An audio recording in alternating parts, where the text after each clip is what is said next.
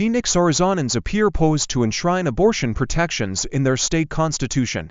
But judges, not voters, may have the last word. The battleground state is one of several where right-leaning groups are backing conservative judges as they prepare to challenge in-state Supreme Court's newly passed ballot measures protecting the procedure. These historically overlooked judicial races, in places like Arizona, Michigan, Montana, Ohio and Texas, are attracting millions of dollars in donations this cycle from national and state groups on both sides of the abortion rights fight, including Planned Parenthood, the American Civil Liberties Union, SBA Pro-Life America and National Right to Life. In Arizona, progressive groups are holding events and knocking on doors to make GOP-appointed state Supreme Court Justices Clint Bolick and Catherine King the first in state history who lose a retention vote by reminding voters the pair ruled this year to uphold an 1860 law criminalizing nearly all abortions. That law was created before women had the right to vote in Arizona or anywhere.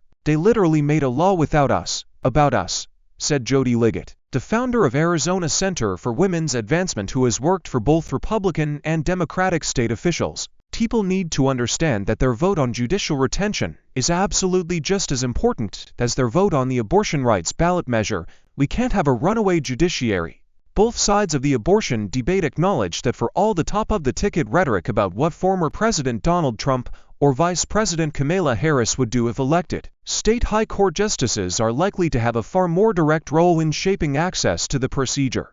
State Supreme Courts gained unprecedented power over reproductive medicine following the Dobbs decision, which eliminated federal protections for abortion and kicked the issue to states. Last year, races in Wisconsin and Pennsylvania, which once flew under the radar, took on national import as progressives made abortion their leading argument. Even if courts don't strike down abortion rights ballot measures as conservatives hope, state justices can decide how the referendums are interpreted and implemented, and are expected to rule on whether laws and regulations like mandatory waiting periods will stand. If the ballot measures pass, there's a lot of interest in challenging them as vague and misleading, and that can be an area for an injunction or other court action, said Christy Hamrick, the chief policy strategist with Students for Life of America. And that's how we went from Roe to Dobbs. We ended up in court again and again and again. So on election night they might say, ha ha, we won, you lost, and my response will be,